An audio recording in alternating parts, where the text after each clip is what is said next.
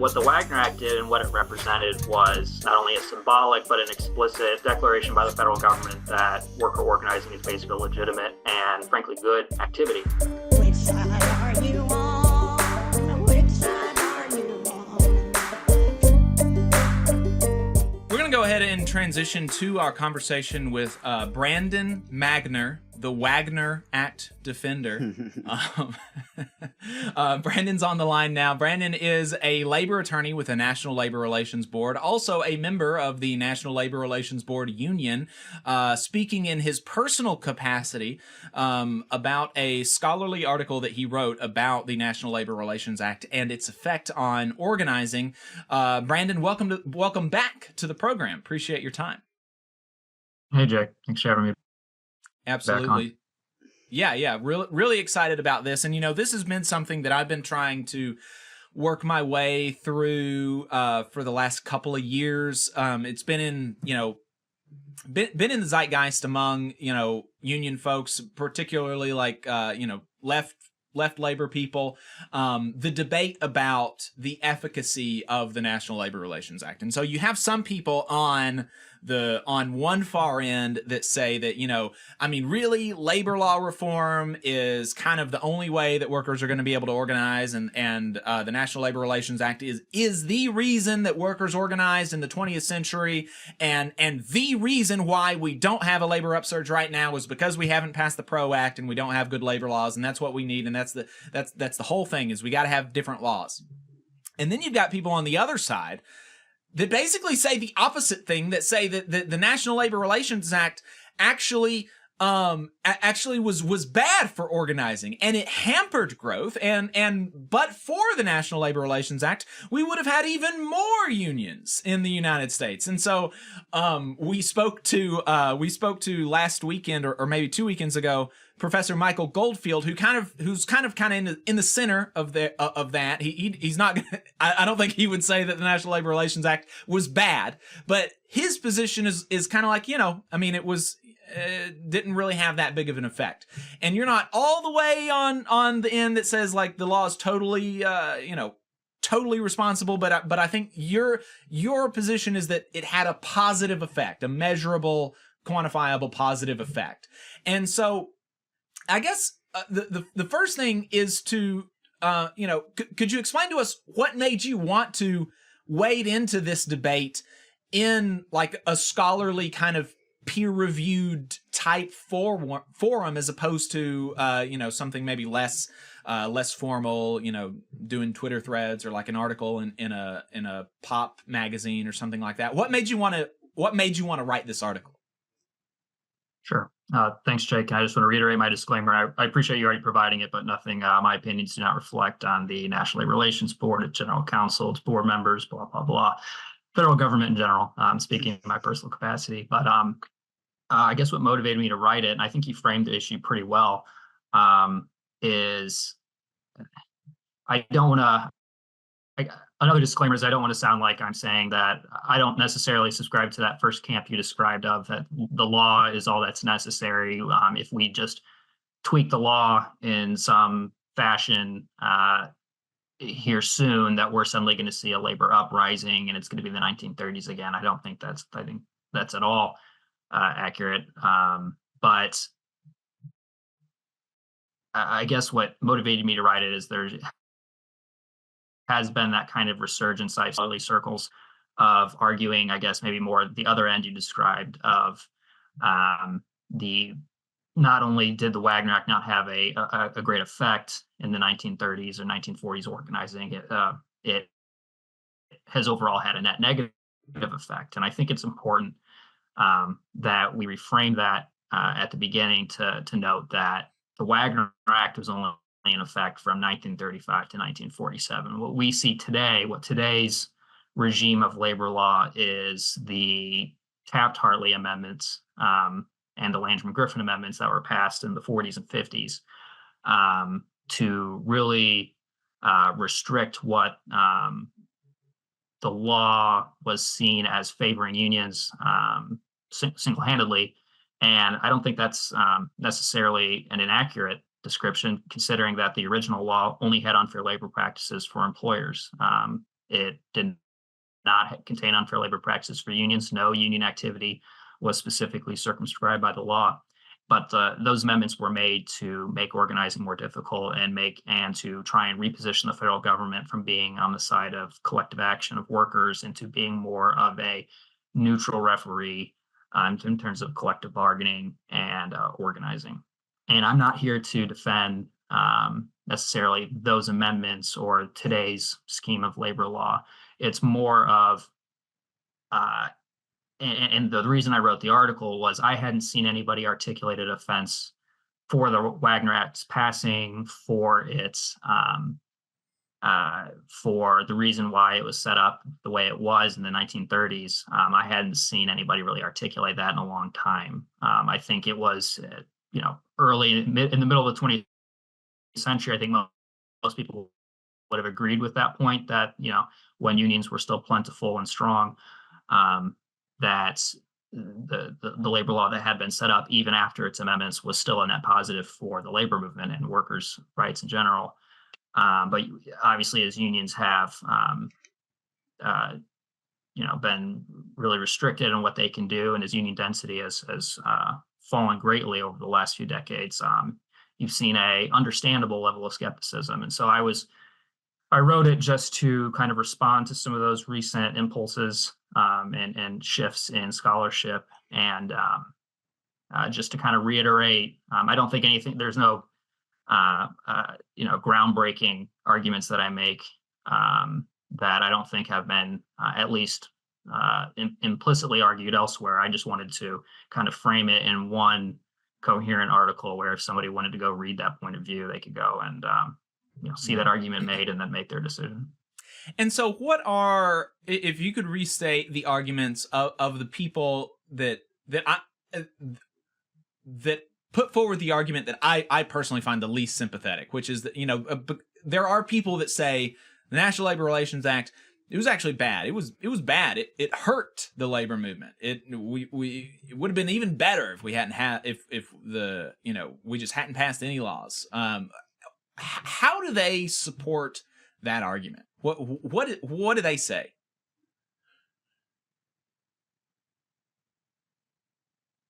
Sure. So there's basically two parts to it. You first have to believe that the Wagner Act, as passed, had really no effect on the great successes that we saw in the 1930s and 1940s. And then you have to believe that what followed after, which it's hard to decouple the Taft-Hartley amendments from that, but you have to believe that the system that was set up under the Wagner Act was a net negative for kind of revitalizing the labor movement. As we're seeing the labor movement now, it's unable to, despite some big headlines and successes, you're not seeing like the overwhelming strike activity or organizing activity that we saw 80 years ago. So I think you have to believe that, and they would argue that not totally unconvincingly, that for example, the sit-down strikes at General Motors that occurred before the Wagner Act was really operational, because employers did not respect or even pay any mind to the Wagner Act until 1937, when it was deemed constitutional by the Supreme Court. So that's a good point to make that they make, is that the sit-down strike happened at General Motors without the federal government coming in and organizing an election first or declaring unfair labor practices. That was they got that initial contract at General Motors prior to that, and then they would point to U.S. Steel. They achieved voluntary recognition from U.S. Steel right after the sit-down strikes without an election or a trial or anything run by the NLRB.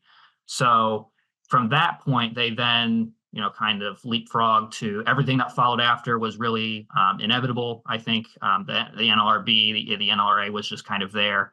The general position had already been established, and it was, it was the snowball rolling downhill, basically, of worker militancy.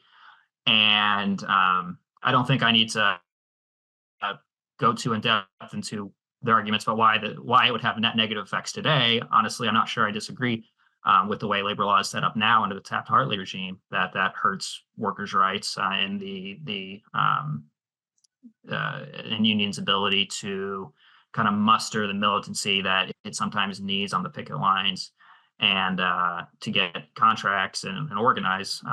There's a lot of things under the Taft-Hartley Act that make it very difficult to do the things that the legal regime blessed as lawful in the 1930s and 1940s, whether that's closed shops, secondary picketing, recognitional picketing. Those were all lawful under the Wagner Act. So, and sorry, didn't mean to ramble there, but basically it's the argument that worker militancy won those gains in the 30s and 40s, not government bureaucrats. And everything that followed after was funneling the labor movement into a legalistic, bureaucratic regime of, instead of you going out on the picket line and getting your contract, it was, banding together with your brothers and sisters on the picket line. It was, having a lawyer file a brief on your behalf, making a legal argument of why your rights should be respected. And I'm really, I think, dumbing that down, but I think that is the general sentiment of that argument. I think that's a good summary. I think that's basically how I understand it. And so then, and like you said, I think both of us agree that there are some points of that argument that are, that have some degree of relevancy and that have some degree of truth value to them. And so then how do you respond to those articles or to those arguments and make the case that I guess, what you have to do is make the case that yes, under the Taft-Hartley regime, potentially it is the case that the system of labor regulations in the United States is a net negative, but the Wagner Act itself was good, and it was not. The Wagner Act did not necessitate Taft-Hartley, right? Because that's really key to their argument, right? Is that because of the Wagner Act, therefore Taft-Hartley, and everyone agrees Taft-Hartley is bad. So if we don't have the Wagner Act, then we don't have, and so how do you argue that the Wagner Act did not necessitate Taft-Hartley, that we could have had something better, and so the Wagner Act itself was good, and it should have been passed, and even if we knew everything that we know now, if we knew all of that, we still should have passed the Wagner Act. Sure. I guess to the lowest picking fruit there is an argument that Taft-Hartley couldn't have happened without Wagner Act. I think U.S. history is pretty definitive on you didn't need good laws passed to pass anti-union laws on the back end. I think U.S. history prior to the Wagner Act was decades and decades of passing anti-union laws, or laws maybe it's not explicitly anti-union, that harmed worker organizing, and that is what the Wagner Act changed for the first time. It was a definitive, explicit endorsement of workers' collective activity and rights by the federal government, positioning the federal government as an encourager of that activity. That had never happened before. You could argue the Norris LaGuardia Act, banning yellow dog contracts and injunctions issued by federal courts against workers, and that was certainly a good antecedent for the Wagner Act, but it was not the same fulsome endorsement of collective bargaining, prohibitions on firing union organizers.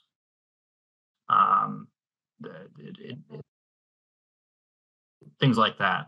The Wagner Act was a massive sea change in that effect, and so my response to the argument that the Wagner Act wasn't necessary is, if you take a very simplistic view of the Wagner Act can only be represented by the NLRB coming into town and running an election, or having a trial and issuing condemnations of unfair labor practices, then sure, the NLRB and the Wagner Act play no explicit role in, for example, the sit-down strikes, or in 1936 and early 1937, or U.S. Steel, Chrysler, the other big wins of that time. But what the Wagner Act did and what it represented was, like I said, it was not only a symbolic but an explicit declaration by the federal government that worker organizing is basically a legitimate and frankly good activity. That sent a signal to New Deal governors, New Deal aligned governors, and state officials to not only go and pass their own state laws that were in effect for several years during this time in the 1930s and early 1940s that also encouraged worker organizing, but it basically, when, for example, the sit-down strike at General Motors, it's been mentioned, it's sometimes mentioned in passing that, Frank Murphy, the governor, was, didn't come down and didn't issue out the national, or didn't call out the National Guard on the workers. But that probably only happened in the way it did is because FDR won by a landslide in 1936. Murphy won the governorship the same year, and he owed a lot of it to labor unions in his state of Michigan. And the strike, I think all agree the strike would have been lost if he called in the National Guard and told them, under the property rights of General Motors, they have rights to that factory, and so we need to kick them out of the facility. That would have been the 50 years, 70, 80 years prior, that would have been exactly how that strike was handled. But because he could point to the Wagner Act and he could say General Motors was guilty of flagrant unfair labor practices, whether the NLRB had run a trial yet or not, it was obvious that they weren't respecting the workers' rights to organize and their calls for collective bargaining. It provided this kind of moral impetus, this moral symbol that governors in other states, were able to seize on and say that, this is a regime that we need to respect. The other example would be whether the NLRB was technically operational or not at the time. The La Follette Commission the committee was at that time investigating for the first time, the U.S. Senate was doing deep dives and investigations into employers' crackdown against union organizing, revealing things like massive spy networks that all these companies were paying for, their arms that they were hoarding,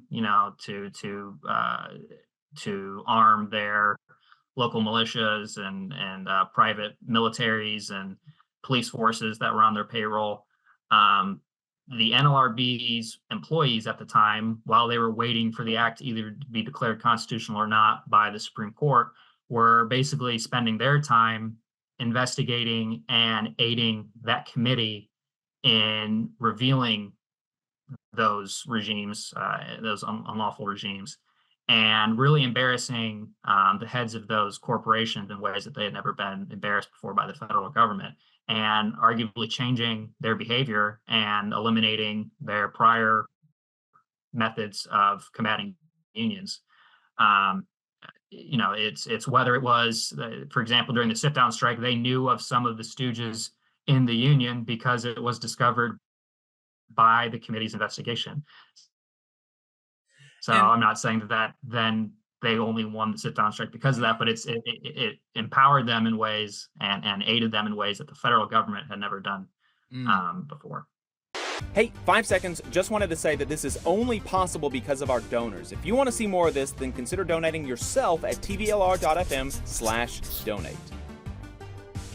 Right. And so I guess it would be difficult probably to come to an ultimate resolution on, was it,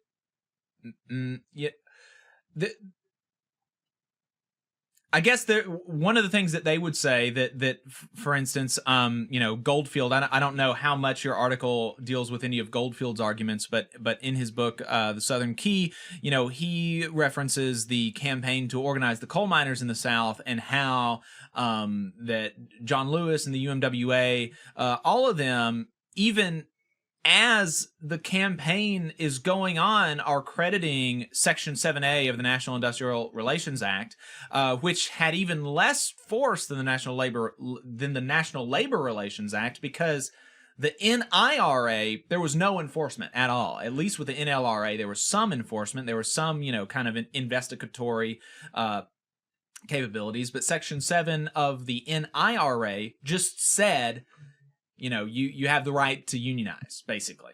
And so John Lewis is going out and he's making this argument that the government said that it's okay to unionize, and that really excited the miners, and that's what helped us unionize the coal mining industry. But Goldfield points to minutes from local union meetings, reports to the International, showing that they were organizing, like a lot of these locals that John Lewis attributes the organization of to Section 7 of the NLRA. A lot of those locals were actually organized before the NLRA passed, and so therefore he kind of asserts that really didn't have anything to do with that, and so how do you combat the idea that even in the absence of the NLRA, the National Labor Relations Act, the Wagner Act, even in the absence of that, all of these things would have happened anyway, as far as the workers would have been able to compel the government to do something. The workers would have been able to compel the management to give in. Frank Murphy was saying that about the NLRA and unfair labor practices because that was the easiest thing to pull down. But even in the absence of that, the workers, he still would have been afraid of the workers' militancy, and he still wouldn't have done anything. How do you get around the counterfactuals? Because it's really difficult to I don't know. Counterfactual analysis is really difficult, but how do you respond to that? Sure. There's the specific issue. I'm glad you brought up the coal miners and Goldfield's argument, because I am familiar with it. There's that specific argument, and there's that broader argument you're talking about these counterfactuals of history. I'll just say first that I think the clearest counterfactual of history to before the Wagner Act is that industrial unions didn't exist, basically, and as we know them in the auto sector, the steel sector, rubber, electronics, everything. So the clearest counterfactual, they have the harder argument of saying that the Wagner Act didn't matter because before the Wagner Act, there was no broad labor movement in the mass industry of the United States. So they first have to make the argument of the Wagner Act. So they have to, the easier argument is to say the Wagner Act had some effect on that, because after that, not only did unions organize, but the unions stuck around. They didn't disappear. They that's a really important point. And if you don't mind, I'll interject just for the audience. Some people might not be familiar with this, but there was an enormous coal strike or steel strike in 1919. You said that unions came around and they stuck around, right? And that's I think the important point, because in 1919 there was a huge steel strike involving over 100,000 workers across the country. It was a national strike, and the unions were destroyed, and the unions didn't stay around. Even after the Wagner Act, even in the event of lost strikes, a lot of times unions still stuck around, whereas in 1919, when you lost a strike, you were destroyed. And they were destroyed in 1919. So that's a really good point about the counterfactual. Right, because in 1919 and before, there were mass uprisings. I don't want to pretend that the Wagner Act created, and that's, to the point about the coal miners, the Wagner Act or the NLRA did not necessarily create the desire in workers to organize. I think that sometimes gets a little, I think some historians really bandy about that FDR quote about that president wants you to join a union and act like that suddenly everybody just discovered unions in that moment. That's not true. And the coal miners do prove that, because as Goldfield demonstrates, they were basically organized prior to the time of which you could really credit the NRA carrying out the NIRA as in Section 7A of that act. I'll just point out, though, that coal miners were basically the exception to industrial workers having some history of organizing successfully. They had a lot of organizing success prior to 1932 and 1933. So they were one of the few industry professions that had massive leverage over the industry. And there's a lot of things we can point out. We can point out that it compared to foremen having power over an auto factory, there is no equivalent of that in the coal mines in the early 1900s. So there's a lot of structural issues there that I think make the coal miners a poor comparison to what we saw in rubber, steel, and auto that made those places difficult to organize. But going back to what, your interjection about 1919 steel strike and how that was a massive uprising, on par with or even surpassing the 1934-1935 organizing in many ways. And that disappeared almost overnight because there was no structure in place that prevented the companies from just bringing back the old playbook of fire the union organizers, litter their membership meetings with paid company spies, learn who the organizers are, fire them, make an example of them. That playbook worked for 100 years before the Wagner Act. And the Wagner Act doesn't mean every strike won, every organizing activity won. It just meant that when you did win, you did have a union on the scale of something like a General Motors or Ford or U.S. Steel.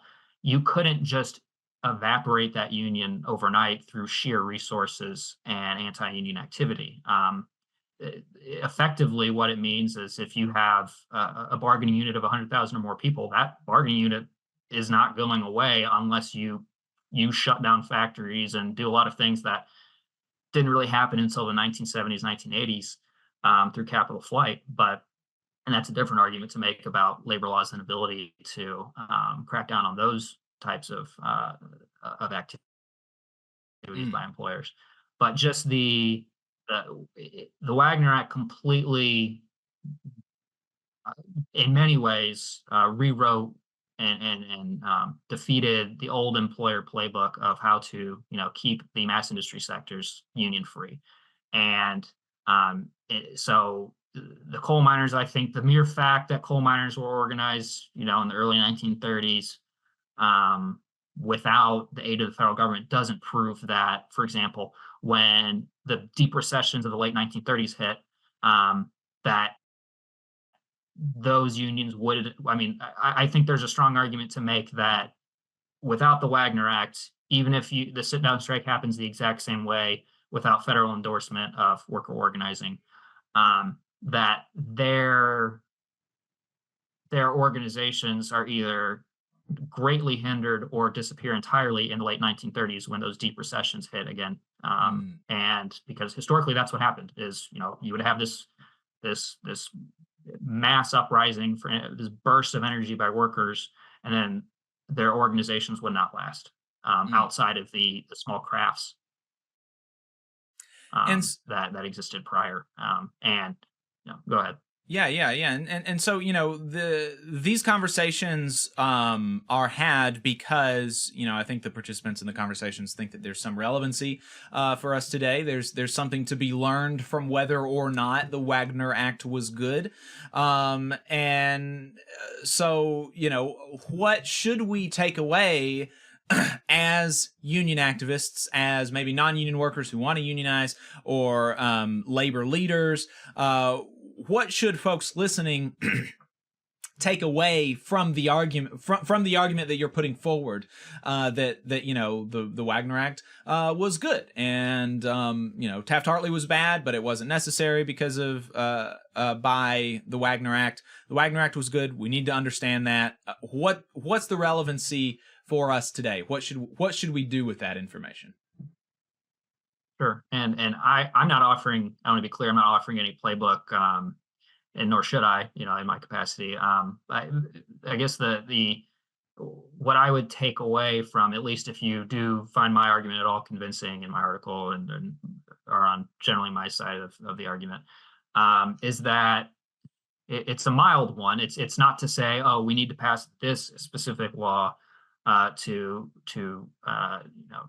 re-empower workers. It's not any one specific tweak in the labor code that's going to magically restart the 1930s. It's going to be something. If the labor movement does revitalize itself, it may be in a very different image than it existed 100 years ago. And to me, that's common sense. It's to say that because I do think the other side would paint my argument in a very depressing way in saying, oh, well, workers have to pass this law through the Senate, which never happens. And that's the only way that they're ever going to have any success. And you want to keep these struggles in the courtrooms and not out on the shop floor and in the picket lines. Well, that's pretty depressing. That's not what I'm arguing. I think their argument is more depressing to me, because they're basically saying that, that without some lightning bolt from above, and another depression happening that's going to make workers feel like they have nothing to lose, that they're not going to be able to ever revive the labor movement. I think that there are still those avenues in place of, even if it's just, better funding the NLRB so that we can actually go out there and, run elections and investigate unfair labor practices, to a sufficient capacity. Organizing, or getting involved in your local politics, and, paying attention to what's happening, and what kind of tax breaks is your local city council giving to this company to come in. Are they giving them a requirement to, speaking of the South, keep out or not voluntarily recognize unions, things like that. It's basically just an argument that politics matters. It did matter. It did help workers organize. Going forward, I do think that, I think it's common sense that if you are able to muster the kind of political energies behind, getting rid of some of these, some of the more cumbersome aspects of the Taft-Hartley Act, you will see, if you get rid of, as was proposed in the PRO Act, if you get rid of the secondary boycott ban, you will see union power greatly increase. And so, I hate to say that the answer is just, get rid of the filibuster, pass the PRO Act, easy peasy. It's not what I'm saying. It's just more of the idea that, we as a populace, the United States in general, can have a say in, increasing worker bargaining power. It's not just waiting for, the great strikes of the 1930s to happen again from out of the blue. And I know that they would argue that, that means, that is, of course, something that happens from below, and it happens from a lot of, engagement and organizing. And they would argue, just ignore the federal government. I'm saying, don't ignore the federal government. Don't ignore the government's role in these things. Don't withdraw from the idea that, politics, laws matter. And I think you're more likely to see gains from that method than just, I don't know, pretending that the law doesn't matter and that it can't help workers in any single way, and that getting friendly legislators and governors and things in place because by the time the sit-down strike happened, they had a friendly governor in place. Right. If they didn't, I think that strike could have happened a lot differently. Labor history would be a lot different today. Right. And I think that the Virginia collective bargaining expansion that we were just talking about earlier in the show is a good example of how this matters, and how law and policy can be a terrain for struggle. And speaking of, you kind of referenced Alabama's recent law making disincentivizing voluntary recognition. What it does is it would take away incentives, state subsidies from corporations that voluntarily recognize their employees union. And there are some people that make the argument that this is a violation of the National Labor Relations Act. It would be, it's illegal. It's going to be overturned potentially, or at least it should be overturned. I think people that make this argument, they understand the state of the Supreme Court. But what do you think about that? Do you think that bills like or laws like SB 231 are actually a violation of the Supremacy Clause of the Constitution, and they're in violation of the National Labor Relations Act? So, Jake, I don't want to comment too much, just sure. Given my personal capacity. I don't want to comment specifically on that specific law. What I can tell you is what I know about labor law and generally. And I do know that states they have very little room.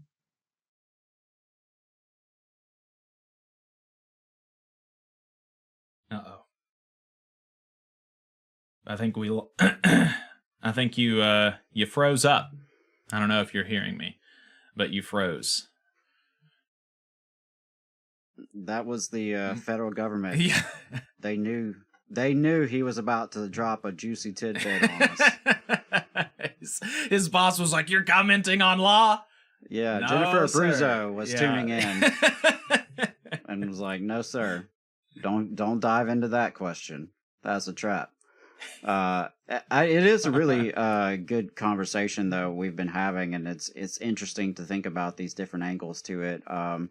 Yeah, I kind of fall in the in between. I think you could argue that there was this wave of worker upsurge already in motion as the Wagner Act was taking place. In fact, it was that motion that landed us the Wagner Act, right? Because of the worker power and the mass mobilization, we were able to extract these concessions from the federal government.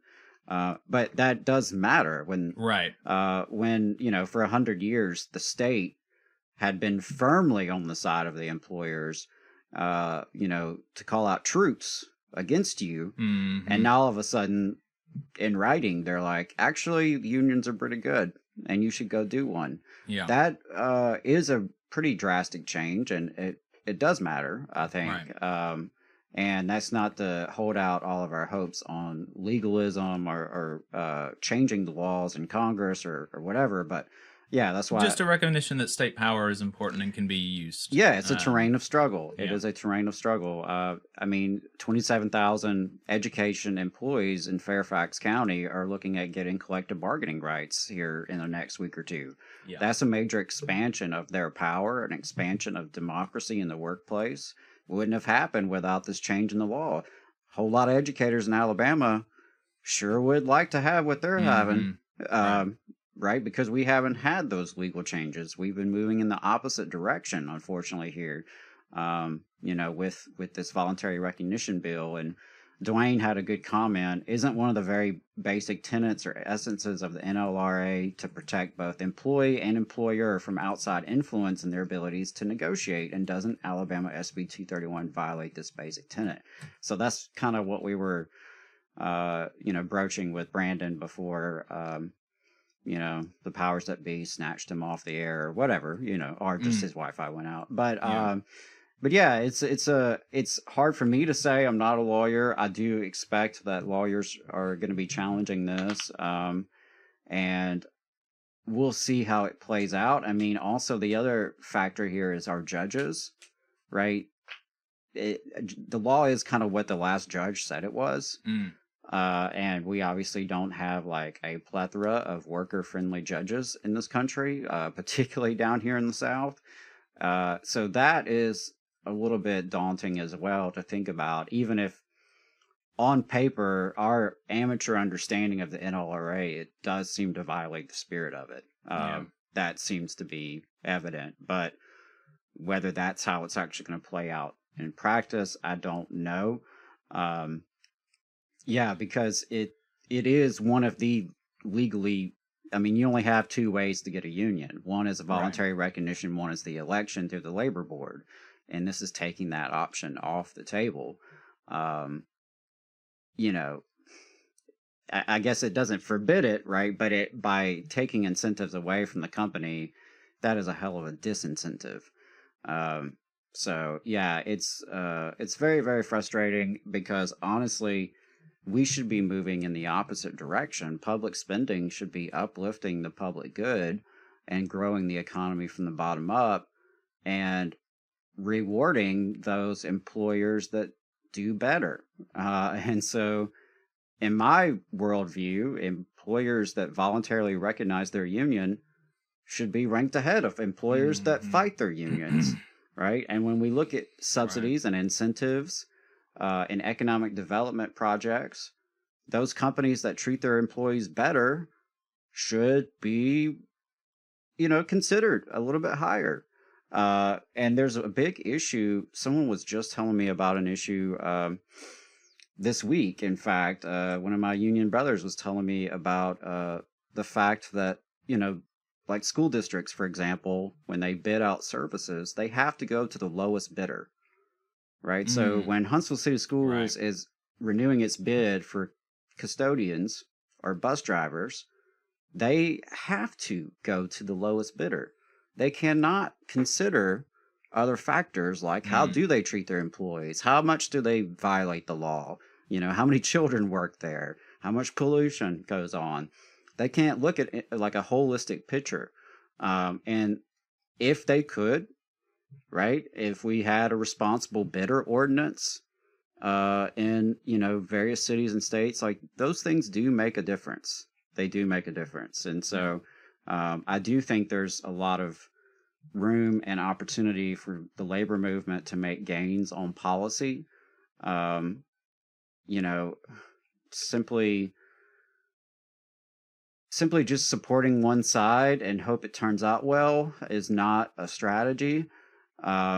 We have to be pushing effective policies at the local, state, and federal level everywhere we can, and gaining ground everywhere we can, and pushing for like all the policy options on the table. Everything from like drastic rewrite of the labor law with PRO Act to down to getting a, you know, responsible bidder ordinance in Colbert County, Alabama. You know, that's the kind of things that we have to be doing, because it is something that affects our members. Yeah. Some policies help us, some policies hurt us, and we need to be engaged with that. All right. Well, Brandon did come back. Okay, awesome. But I think that we were winding down. So Brandon Magner, the Wagner Act defender. I don't know how much you like the title that I've given you, but I appreciate your time. It does rhyme. Do what? It does rhyme, so Yes, it does. So how can you refuse the title since it rhymes? So yeah, Brandon, appreciate it. I think it was a good conversation. Seemed like folks enjoyed it. And is there anything else that you wanted to say before we let you go? No, I apologize for my connection going away. 5 seconds, real quick. I'll just answer your question. Is the Supreme Court has said in the past that states are prohibited from passing laws that, for example, keep companies from getting subsidies if they violate workers' rights. That's a case called Chamber of Commerce v. Brown. I would be shocked if the opposite is legal. If you can pass laws that, for example, employers have the right to voluntarily recognize unions if they choose under the NLRA, if they can pass subsidies that punish that, I don't see how that can be squared with the that case. It's from 2008 that the Supreme Court issued, but with the courts the way they are these days, I guess maybe I shouldn't be too optimistic. Yeah. Right. All right. Well, appreciate it. Thank you so much, Brandon. Yeah. Thanks, guys. You just saw a clip from the Valley Labor Report. We are live every Saturday morning from 9:30 a.m. till 12:30 p.m. And we pride ourselves on keeping all of our content free to everybody so that we can talk to as many working folks as possible. If you support the work that we're doing, you think that it's important, you think that it's good, then consider making a monthly contribution to the project, and you can do that on our website, tvlr.fm.